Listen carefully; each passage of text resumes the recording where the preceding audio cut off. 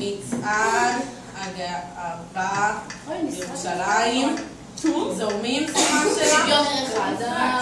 שוויון ערך האדם, קבלת האחר, יופי.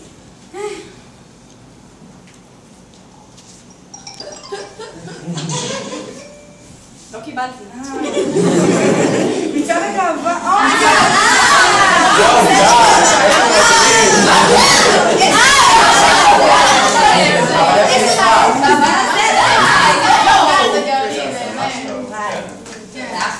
הימים כאלה בחווה איש לא חלם. ימים של פייס ודרור וגם טמפל רן. משחקי הכס ועירות גם. התחלתי לייצג לפעולה, נתקעתי בפייסבוק רבע שעה. ביום שלישי